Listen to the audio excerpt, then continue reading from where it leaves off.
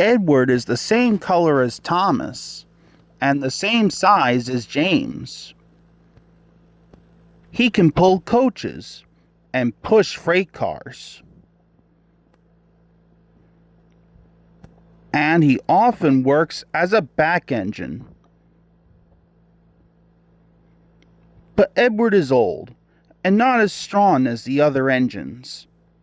So sometimes Edward feels left out. The Duke and Duchess of Boxford came to visit their new summer house.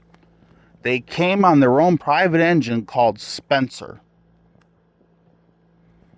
Spencer is big and silver and very fast. When Spencer pulled into Knapford, his driver had exciting news for him. He said, boasted Spencer. Sir Topham Hatt's engines were very cross.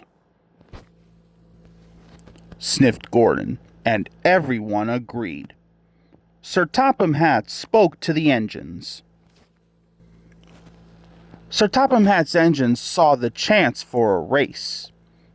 Please, sir, said Thomas, Percy, Gordon, and James all together. May I go? Boomed Sir Topham Hatt. James and Gordon groaned. Sniffed Gordon.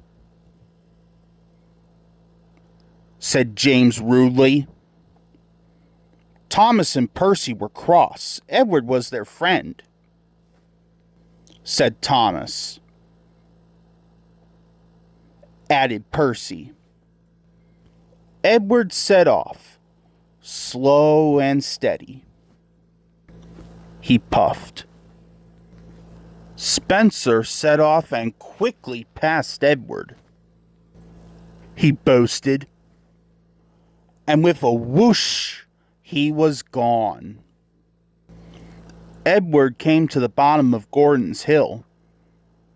The freight was heavy and he felt very tired. He huffed and he puffed and was soon at the top. He could see Spencer in the distance and chased him at once. Edward raced down the hill. Spencer stopped at Wellsworth Station. The Duke and Duchess wanted to buy some tea and cakes from the refreshment lady. Edward teetered into view. Laughed Spencer. Edward wished he could have a rest too, but the station master and the porters had heard about the race. They cheered.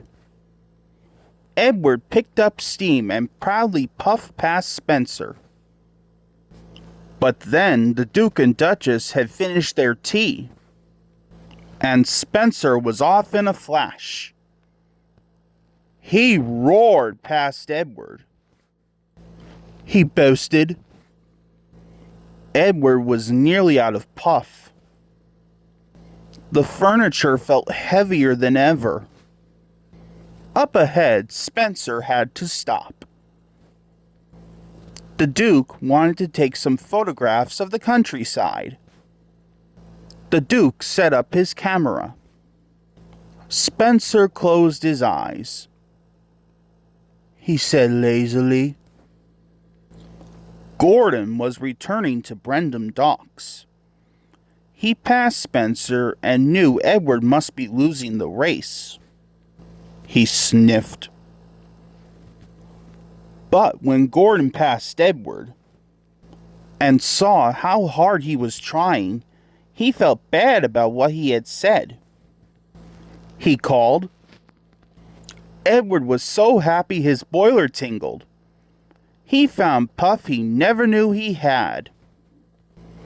The Duke and Duchess had finished taking photographs and were back on board. Said Spencer's driver and rang the bell, but nothing happened. Spencer was dreaming of victory.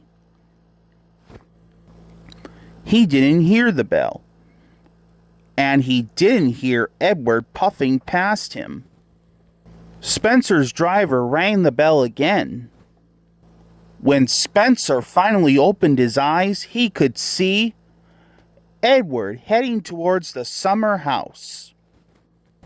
He gasped. Spencer took off as fast as he could.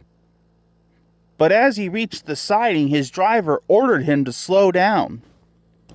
He said Spencer had no choice. He had to slow down. And he trundled slowly down the siding. With every click and every clack, he knew he had lost the race. Edward puffed toward the summer house. He gasped. Edward felt like a really useful engine. He cheered loudly. Edward felt like the pride of the Sodor Railway. And he was right.